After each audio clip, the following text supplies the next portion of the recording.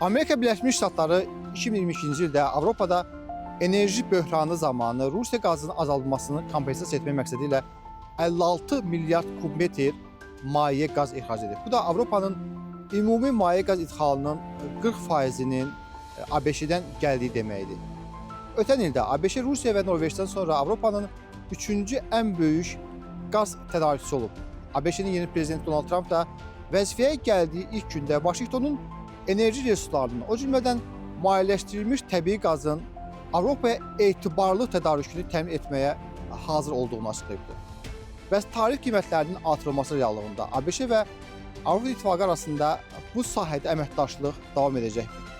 Başqa sözlə, Avropa enerjiyə görə üzünü yenə ABŞ-yə tutsa, Vaşinqton hansı maraqlardan çıxış edəcək?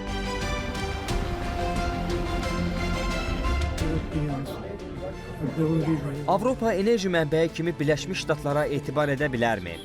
Mən inanıram ki, Birləşmiş Ştatlar həm də etibarlı biznes tərəfdaşıdır. Bir tərəfdən də Avropa İttifaqının ABŞ-dən enerji asılılığı yaranır. Bu reallıqdır. Birləşmiş Ştatlarda fəaliyyət göstərən şirkət və təşkilatlara Avropaya enerji tədarükü ilə bağlı götürəcəkləri öhdəlikləri yerinə yetirəcəkləri mövzusunda etibar etmək olar.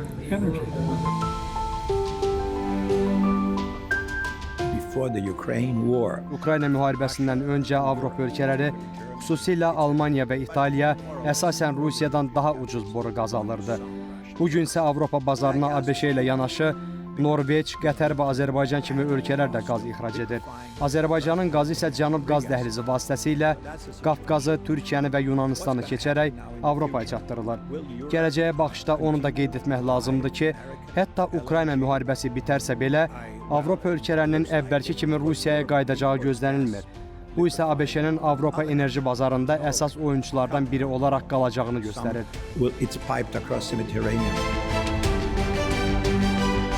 Avropa Komissiyası 2027-ci ilə qədər Rusiya qazı və digər fosil yanacaqlardan tamamilə imtina etməyə hədəfləyir.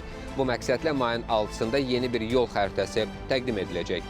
Bu sənəddə Avropa İttifaqı şirkətlərinin Rusiya ilə yeni qaz müqavilələri bağlanmasının qarşısını almaq və mövcud müqavilələrdən cəriməsiz çıxış yolları, o cümlədən fors-major hallarının tətbiqi nəzərdə tutulur.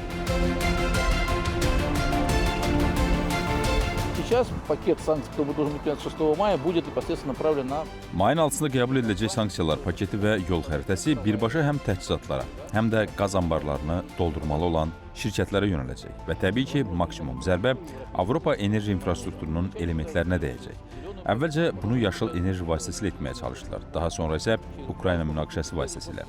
İndi də Amerikanın təsirinin maksimum həddə olduğunu nəzərə alaraq bizi əzmək istəyirlər.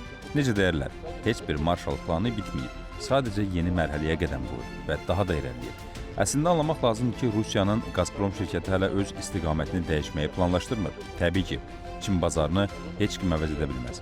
Bugün Avropada 1000 kubmetr qaza görə $400 ödənilir. Qiymətlər davamlı olaraq yüksəlir. Belə getsə, biz Avropa bazarında enerji şirkətlərinin yox olmasını görəcəyik.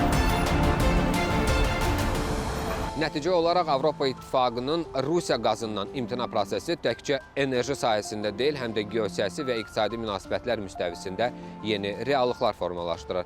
Bu, həm Avropa İttifaqının enerji təhlükəsizliyə yönəlik strategiyanın yenidən qurulmasına, həm də Rusiyanın ixrac coğrafiyasını dəyişməyə məcbur olmasına səbəb olur.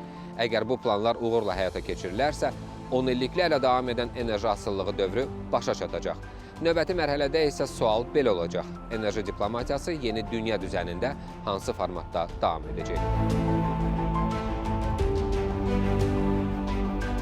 Rusiyaya qarşı sanksiyaları dəstəkləyən Avropa İttifaqı ölkələri mavi qaz məsələsində o qədər də qətiyyətli davrana bilmirlər.